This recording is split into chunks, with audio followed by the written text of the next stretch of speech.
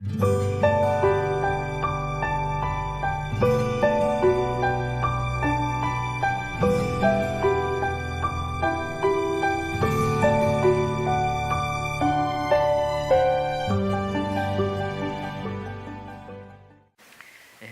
좌우와 앞뒤 우리 성도님들 서로 바라보시면서 오늘 이렇게 한번 인사하셨으면 좋겠습니다. 거듭난 자로 살아갑시다. 한번 인사하시죠. 거듭난 자로 살아갑시다. 오늘 말씀 주제와 연관이 있어서 우리가 이렇게 인사를 했습니다. 우리 말씀 한번 같이 보시도록 하실까요? 로마서 6장 1절에서 5절 말씀입니다. 신약성경 246페이지에 있습니다. 로마서 6장 1절에서 5절 말씀.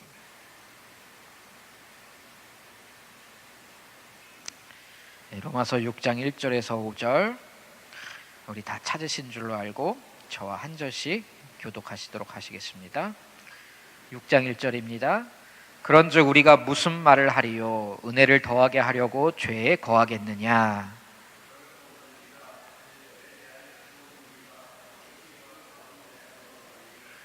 무릇 그리스도 예수와 합하여 세례를 받은 우리는 그의 죽으심과 합하여 세례를 받은 줄을 알지 못하느냐?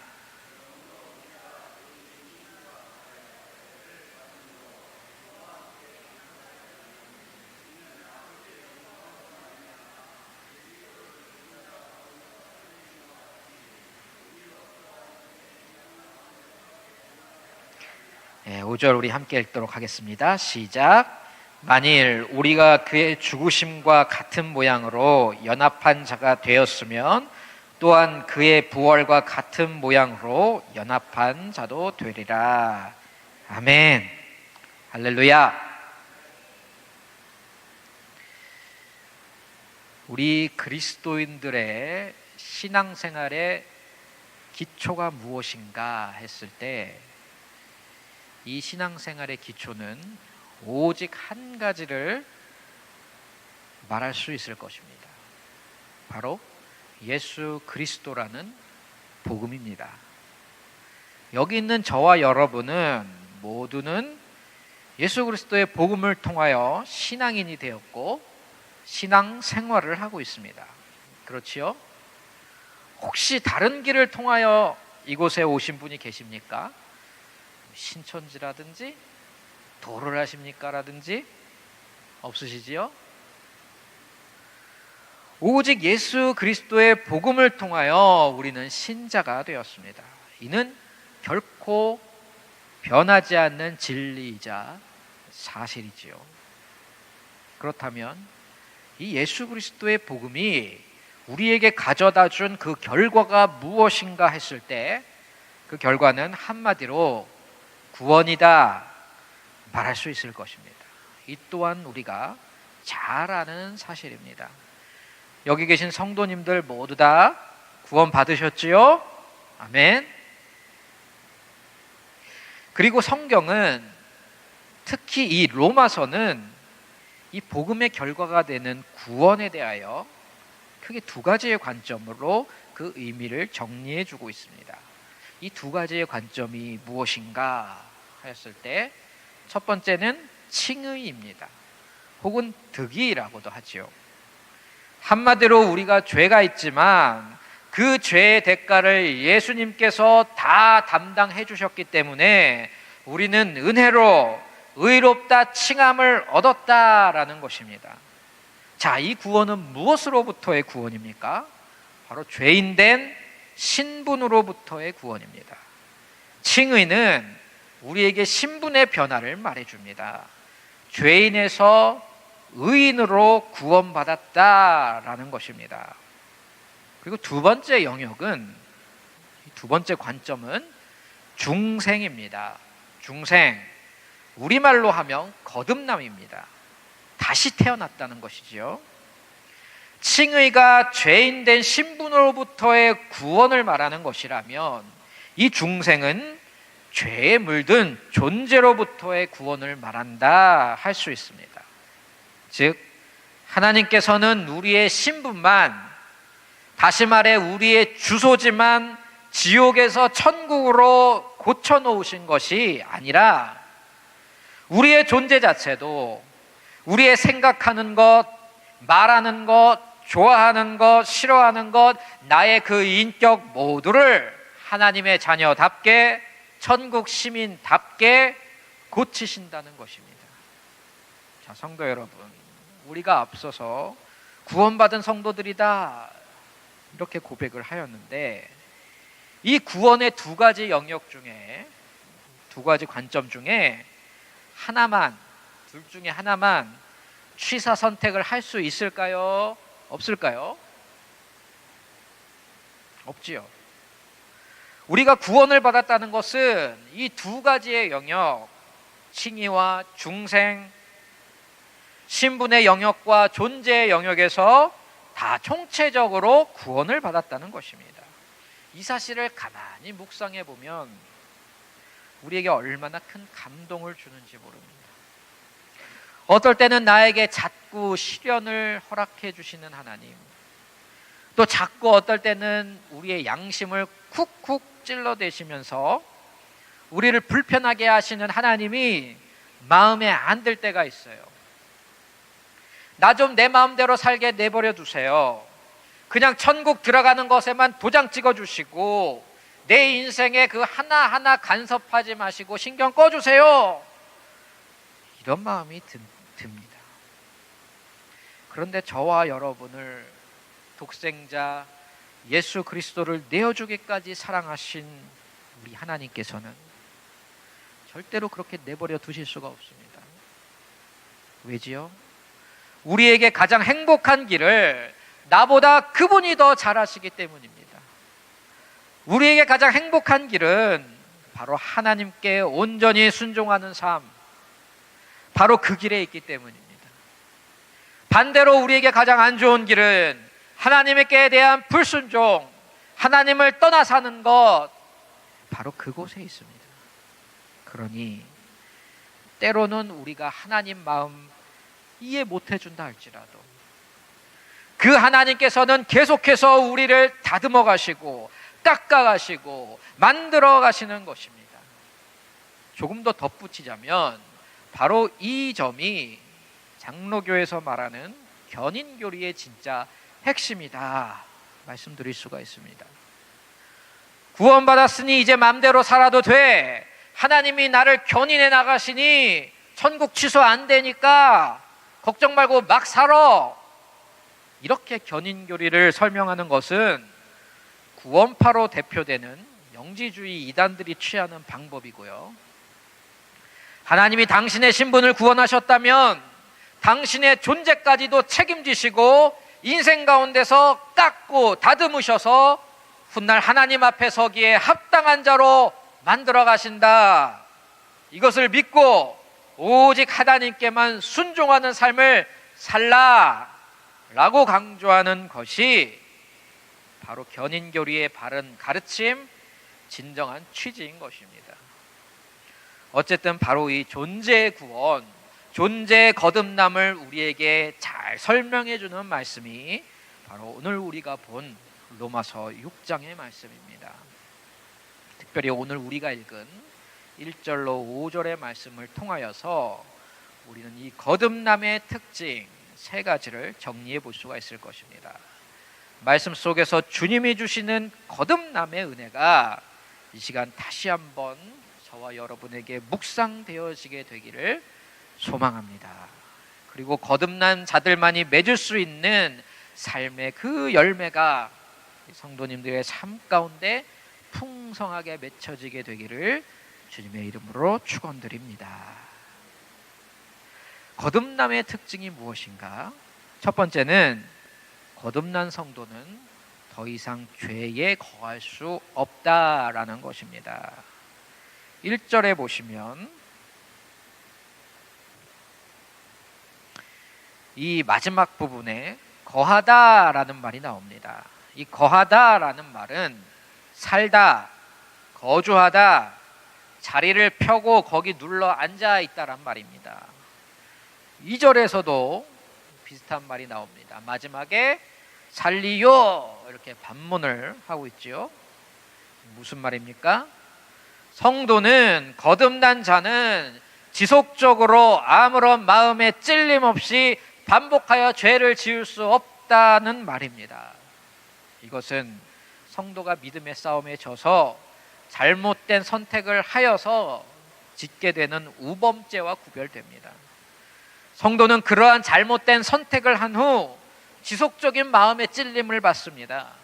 우리 마음에 계시는 성령님께서 회개를 촉구하시는 것입니다. 저와 여러분은 이런 경험을 다 해보셨을 것입니다. 그러나 여기서 말하는 거하다라는 것은 그런 우범죄를 말하는 것이 아닙니다. 죄를 좋아하고 맛있어하고 마음속에서 기뻐하면서 죄의 자리에 거처를 펴고 눌러 앉아서 사는 것을 말합니다. 이러한 이들은 거듭난 자가 아닙니다. 성도 아닙니다. 때문에 교회에 출석하시는 모든 분들이요, 각자 자신의 삶을 돌아보고 점검해 보아야 할 것입니다. 내가 거듭난 자가 맞는가? 혹여나 죄에 거하면서 죄짓기를 기뻐하면서 아무런 성령의 음성도 듣지 못하고 있는 가짜 그리스도인은 아닌가? 심각하게 돌아보셔야 할 것입니다. 예수 그리스도가 이유가 아니라, 복음을 듣고 거듭나서가 아니라 내 삶의 어떤 다른 유익을 위하여 교회에 출석하고 있지는 않는지 생각해 보아야 합니다. 내 사업의 성공을 위하여서, 인간관계를 위하여서, 출세를 위하여서, 그냥 목사님 말씀이 감동을 주고 기분을 환기시켜 주기 때문에 교회의 자리를 차지하고 있는 사람들이 더러 있습니다. 사랑하는 성도 여러분, 구원의 감정적인 확신과 공적인 세례는 너무나 중요한 구원 확신의 요소입니다. 그러나 분명히 알아야 할 것이 있습니다. 그것들이 곧 우리의 구원을 완벽하게 보증하지는 않는다는 것입니다. 그러므로 내 삶에 성령의 열매가 없다, 입만 무성해서 바람 불면 소리는 크게 내는데 보기에는 좋아 보이는 아름드리 무화과 나무인데 정작 중요한 나무의 열매가 없다, 하나님에 대한 열망, 죄에 대한 성령님의 책망과 회개, 다른 죄인에 대한 긍휼함, 그로 인해 복음을 전파하고 나누고자 하는 그 마음이 도저히 찾아지지가 않는다, 그 사람은 자기 자신을 시험해보고 다시 확증해 보아야 할 것입니다. 내가 진정 성도가 맞는가? 너희는 믿음 안에 있는가? 너희 자신을 시험하고 너희 자신을 확증하라. 예수 그리스도께서 너희 안에 계신 줄을 너희가 스스로 알지 못하느냐? 그렇지 않으면 너희는 버림받은 자니라. 고린도후서 13장 5절에서 바울도 이 점을 강조하고 있는 것입니다. 이렇게 말씀을 드리면 또 어떤 분들께서는 선교사님 들어보니까 그러면 그리스도인이 우범죄는 좀 지어도 된다는 말씀이시네요. 그러면 말씀하신 대로 반복적인 것만 피하고 적당히 상황에 따라서 마음 편하게 죄 조금 지으면서 사는 그런 합리적인 그리스도인 되겠습니다. 이렇게 자신의 범죄를 합리화하는 분들이 또 계실지 모르겠습니다. 이는 잘못된 적용이지요. 믿음이 약하여 실수하는 것과 고의적으로 죄를 지어놓고는 합리화하는 것을 우리 주님이 모르시겠습니까? 2절에서 바울은 말하고 있습니다. 그럴 수 없느니라. 더불어 성경도 반복하여 우리에게 말해줍니다. 너의 하나님을 시험하지 말라. 뒤에 나오지만 그리스도인은 이미 죄에 대하여 완전히 죽은 자들입니다. 죄를 짓는 것 자체가 자연스럽고 정상적인 것이 아닙니다. 죄는 어떤 경우에도 합리화될 수 없습니다. 사랑하는 성도 여러분, 저와 여러분이 거듭난 존재, 다시 태어난 존재로서 죄에 거하지도 마시고 죄를 짓지도 마시는 그런 거룩한 성도 되시기를 주님의 이름으로 축원합니다. 이 거듭남의 특징 두 번째는, 이 거듭남은 취소되거나 무효화되지 않는다는 것입니다. 2절에서 바울은 말합니다. 죄에 대하여 죽은 우리가 어찌 그 가운데 살리요. 로마서 6장 9절 10절에서는 이 거듭남의 불가역성을 더 자세히 반복하여 말해줍니다. 이는 그리스도께서 죽은 자 가운데서 살아나셨음에 다시 죽지 아니하시고 사망이 다시 그를 주장하지 못할 줄을 알미로라. 그가 죽으심은 죄에 대하여 단번에 죽으시며 그가 살아계심은 하나님께 대하여 살아계심이니. 사랑하는 성도 여러분, 우리가 세례 문답을 할 때 이미 잘 배운 바대로 우리의 구원은 취소되지 않습니다. 거듭난 또한 마찬가지입니다. 엄마가 뱃속에서 품고 있다가 태어난 아기를 한 1년, 2년 키우다 보니까 애가 마음에 안 드는 거예요. 애가 말도 잘 안 듣고 보니까 너무 못생기고 사고만 치고 다니고 그런다고 출산 취소, 넌 다시 내 뱃속에 들어가 이러면서 그 애를 다시 뱃속에 집어넣을 수가 있습니까? 없습니다. 절대 불가능한 일입니다. 우리의 거듭남이 이와 같다는 것입니다. 한번 거듭난 신자는 다시 거듭나기 전으로 돌아가지 않습니다. 어떤 일이 있어도 돌아가지 않습니다. 그러니 사랑하는 성도 여러분, 거듭난 신자 앞에는 오직 한 가지 길밖에 있지가 않은 것입니다. 뒤돌아갈 수가 없는 것입니다. 인생에 다른 선택지가 없습니다. 오직 거듭난 자답게 하나님의 말씀에 순종하며 살아가는 것, 그리스도를 닮아가는 것, 이것이 우리 앞에 놓인 유일한 길입니다. 거듭남 취소 안 되니 죄 막 지어도 안전해, 괜찮아, 이런 생각은 이제 막 갓 태어나서 그리스도인이 된 어린 신앙이 적용하고 있는 그런 생각인 것입니다. 성숙한 신앙인, 어른 신앙인은 어떻게 생각을 하냐? 내가 거듭나서 다시 돌이킬 수 없는 그리스도인이 되었으니 그리스도인답게 살 수밖에 없겠구나.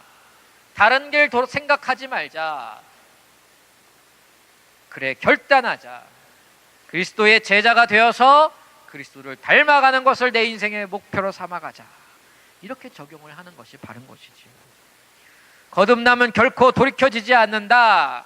이것을 또 뒤집어서 생각해 보면 이 교리가 정말 엄청난 은혜란 것을 우리가 다시 한번 깨닫게 됩니다. 우리 마음에 따라서 또는 우리의 기분에 따라서 우리가 구원을 취소하거나 뒤집거나 할 수 있다면 어떻게 될까요? 또 하나님께서도 그 마음에 따라서 우리의 행위에 따라서 구원을 취소하신다거나 무효화하신다면 우리가 어디 불안해서 살겠습니까? 신앙생활에 자유가 있겠습니까? 그건 그냥 구원이라는 교리의 노예가 되게 하는 것이겠지요. 그러나 하나님은 우리를 노예가 아니라 아들 삼고자 하셨습니다. 때문에 자유를 주신 것입니다. 구원을 취소하지 않으심으로 거듭남을 무효 처리하지 않겠노라 약속하심으로 우리에게 신앙의 자유, 인격의 자유를 허락해 주신 것입니다. 우리는 이 좋으신 하나님을 우리의 자유를 들여서 마음껏 찬양하고 섬기며 순종해야 할 것입니다. 결코 이 구원의 불가역성을 이용해 먹으려 해서는 안 됩니다. 하나님은 절대 이용당하는 분이 아니십니다. 우리에게 주신 이 자유, 오직 주를 위해서만 사용하시는 저와 여러분 되시기를 축원합니다. 자, 이제 거듭남의 특징 세 번째를 살펴볼 텐데요. 오늘 말씀의 강조점이 바로 이 세 번째 특징에 있다 말씀드리고 싶습니다. 잘 정리하신다면 신앙생활에 아주 큰 유익이 있으리라 여겨집니다. 그럼 이 거듭남의 세 번째 특징은 무엇인가? 잘 들어보시기 바랍니다. 거듭남의 본질은 예수 그리스도와의 연합이다라는 것입니다. 이 로마서 6장에서 가장 핵심이 되는 단어를 꼽으라 하면 연합이란 단어를 꼽고 싶습니다. 바울은 이 로마서 6장에서 설명하기를 예수님께서 십자가에 달려 돌아가실 때 그 성도들, 즉 그 교회들과의 연합이 일어났다, 이렇게 말을 해주고 있습니다. 이것은 대단히 충격적인 이야기입니다. 이 연합은 크게 두 가지로 구분이 됩니다. 첫 번째는 그리스도의 죽으심에 참여한 연합입니다. 3절을 우리 다 같이 한번 읽어보시도록 하겠습니다. 시작. 무릇 그리스도 예수와 합하여 세례를 받은 우리는 그의 죽으심과 합하여 세례를 받은 줄을 알지 못하느냐. 3절에 이어 4절은 왜 하나님께서 우리를 그리스도의 죽음에 연합을 시키셨는지를 설명해 주고 있습니다. 바로 다시 태어나게 하기 위하여서, 거듭나게 하기 위하여 먼저 우리를 죽이신 것이다 말씀하십니다. 특별히 여기서 죽은 나는 누구인가? 바로 구원 받기 전의 나입니다. 죄짓기를 좋아하고 죄의 노예로서 살아가던, 선악을 분별 못하던 바로 그 나입니다. 갈라디아서에서는 이 예전의 나, 이미 죽어서 장사된 나를 일컬어 옛사람이다 라는 그 단어를 수거처럼 사용하고 있습니다. 그런데 성도 여러분, 저나 여러분이나 실제로 죽은 적이 있습니까? 없습니까? 없지요. 그렇다면 이 거듭남을 위한 성도의 죽음은 어떤 원리로 일어나게 된 것일까요? 바로 예수님께서 우리를 대신해서, 동시에 또한 우리를 대표해서 죽으심으로 일어난 것입니다. 우리는 그것을 믿기만 하면 마치 우리가 죽은 것처럼 예수의 죽음과 동일한 효과를 발생시키는 것입니다. 사랑하는 성도 여러분, 이것이 얼마나 놀라운 은혜입니까? 우리는 손끝 하나, 발끝 하나 상하지 않고 옛사람을 십자가에 못 박았습니다. 우리 주님께서 내가 당했어야 할 그 죄인의 수치와 고통과 상함을 다 담당해 주심으로 우리는 아무런 공로 없이 주님의 죽으심에 참여할 수가 있게 되었단 말입니다. 할렐루야. 이 은혜에 감사하시길 바랍니다. 이 은혜를 죽을 때까지 잊지 마시고 찬송하시기를 바랍니다. 자, 죄인된 우리를 그리스도의 죽음에 연합시키신 하나님께서는 이제 더 놀라운 것과 연합을 시켜주십니다. 그 영광스럽고 흠없고 점도 없이 아름다우신 부활하신 그리스도와 연합시켜 주셨습니다. 5절 우리 함께 다시 한번 읽도록 하겠습니다. 시작. 만일 우리가 그의 죽으심과 같은 모양으로 연합한 자가 되었으면 또한 그의 부활과 같은 모양으로 연합한 자도 되리라. 아멘. 여러분 다 세례 받으셨지요? 이 교회에서 주는 세례 또는 침례가 의미하는 바가 무엇입니까? 의미를 알고 받으셨나요? 여기 태국의 불교처럼 이 그냥 축복의 의미로, 태국 불교도 물 뿌리는 거 아시죠? 그렇게 축복의 의미로 그냥 물을 부어주는 것이겠습니까? 아닙니다. 여러분 혹시 침례하는 거 보셨습니까? 이 집례자가 이제 세례를 받는 그 피세례자의 머리에 손을 올려놓습니다. 강에서 주로, 강이나 이런 큰 욕조에서 시행을 하는데요. 그러고는 어떻게 할까요? 물속에서 그 머리를 물속으로 밀어넣습니다. 이때 잘 보시면은 머리가 다 잠기도록 끝까지 밀어넣어요. 이게 무엇을 말하는 것입니까? 예수 그리스도와 함께 죽고 장사된 것을 의미합니다. 그리고 그 상태에서 꼴깍꼴깍거리며 숨 넘어갈 것 같아 할 때 어떻게 하죠? 다시 그 물속으로부터 피 세례자를 끄집어냅니다. 무엇을 의미합니까?